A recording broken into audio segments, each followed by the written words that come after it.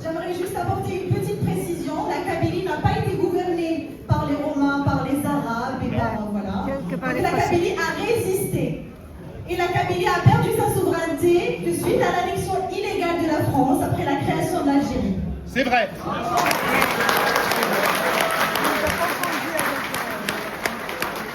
Donc j'appelle la prochaine intervenante, Marie-Anne Alpin, donc qui est aussi qui vient du Québec aussi, qui est présidente de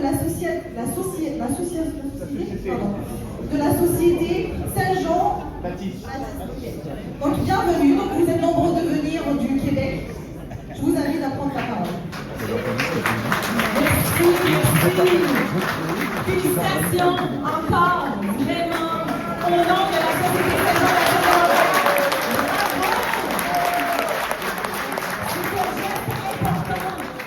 Monsieur le Président, on se connaît depuis longtemps, avant même que je devienne président de la Société Saint-Jean-Baptiste, à cause de mon ami, son ami Karim Abouche, lors d'un spectacle.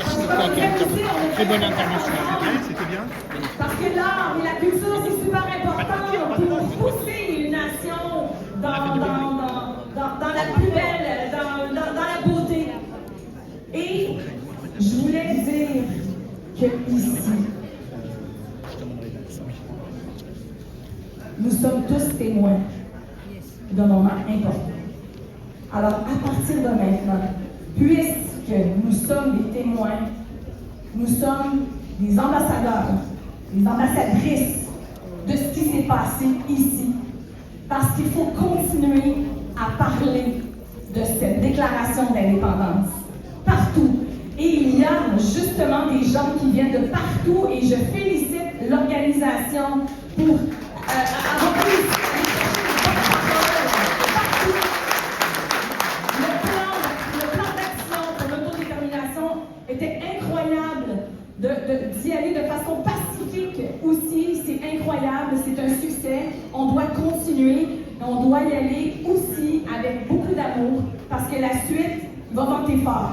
On le sait, mais avec beaucoup d'amour, beaucoup d'art, beaucoup de culture, on va réussir. Et j'aimerais terminer avec une petite chanson de ralliement que nous, au Québec, on s'est approprié de la France.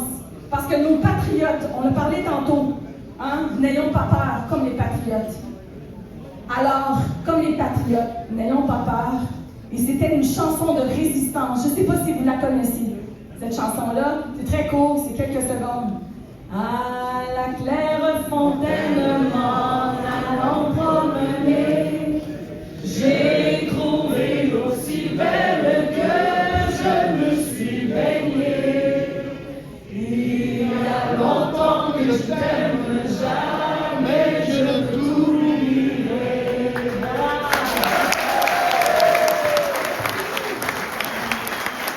Juste avant d'avoir le prochain invité, j'appelle Marie-Hélène Massy à venir nous rejoindre juste ici.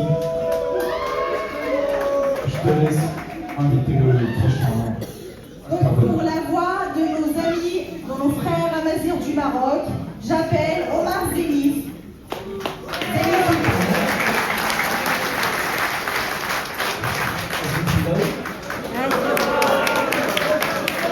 Félicitations. C'était un rêve. Maintenant, ça devient une réalité.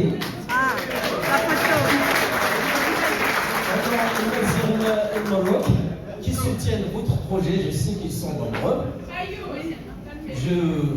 Je vous souhaite tout le bien et le bonheur. Et j'appelle l'État marocain à faire des relations, une reconnaissance pour l'État kabyle.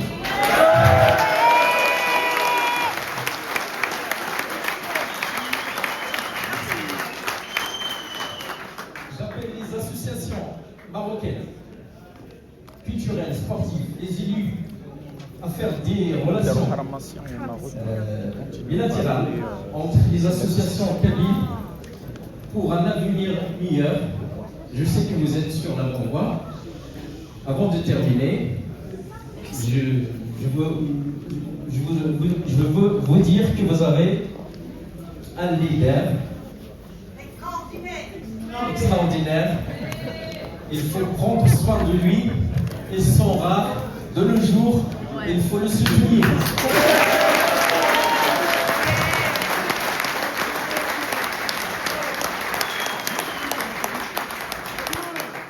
Et le combat continue.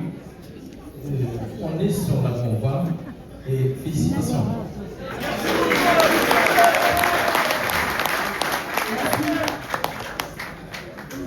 Parce que la Kabylie, c'est aussi des talents, la Kabylie, c'est des compétences connues et reconnues. On va faire intervenir quelques-uns de nos talents et j'appelle à me rejoindre sur scène Charlotte Touati, qui est historienne et rattachée à l'Université de Lausanne.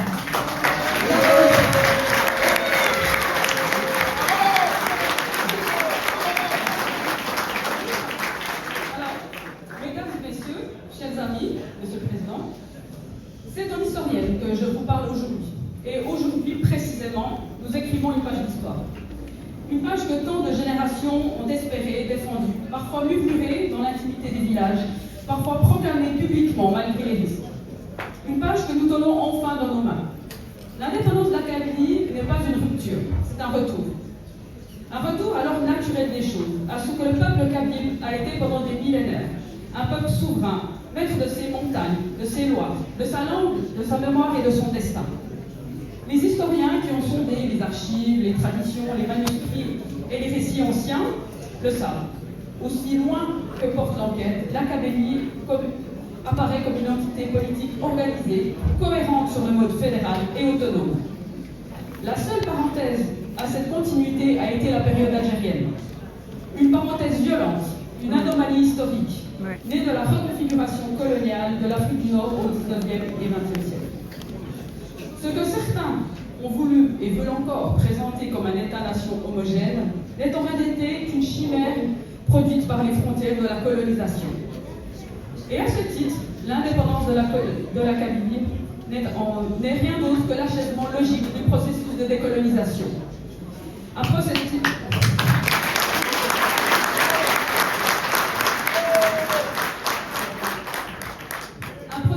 qui n'a jamais été abandonné par les Kabyles et qu'ils ont poursuivi avec dignité, patience, intelligence et une fidélité inébranlable à ce qu'ils sont. Car oui, le peuple kabyle est exemplaire.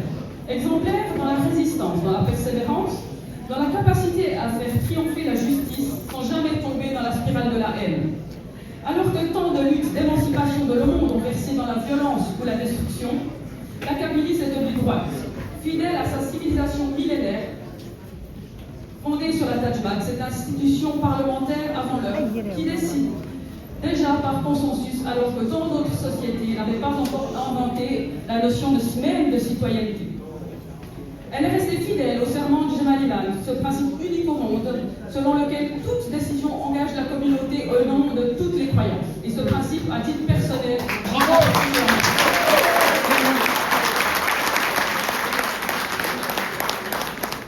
quel pays peut prétendre à une telle profondeur démocratique et spirituelle? Quelle nation peut se dire porteuse d'un tel humanisme, enraciné dans les pratiques sociales les plus anciennes?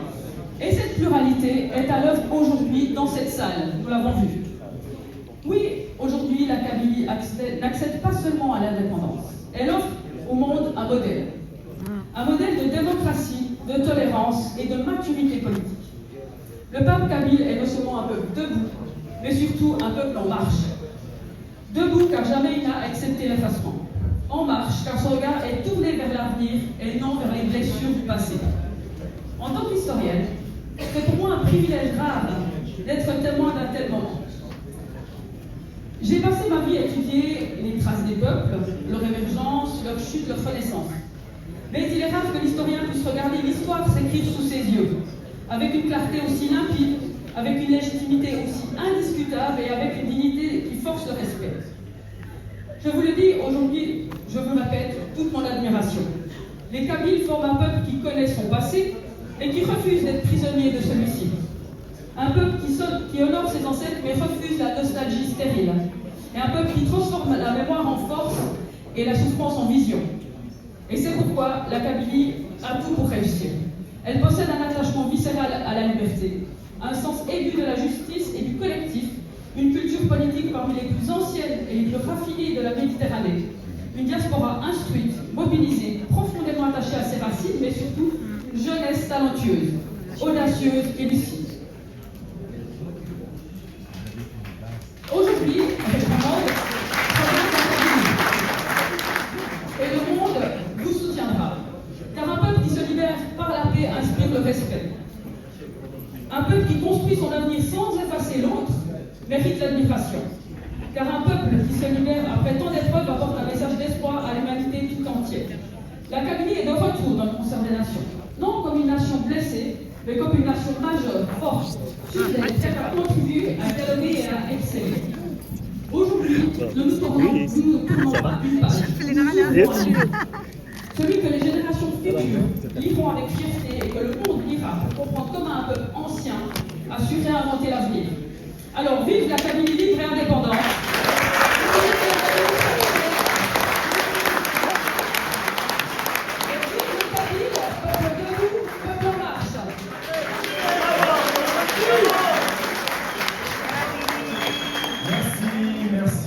Merci Madame Charlotte Touati pour cette prise de parole, pour ton soutien.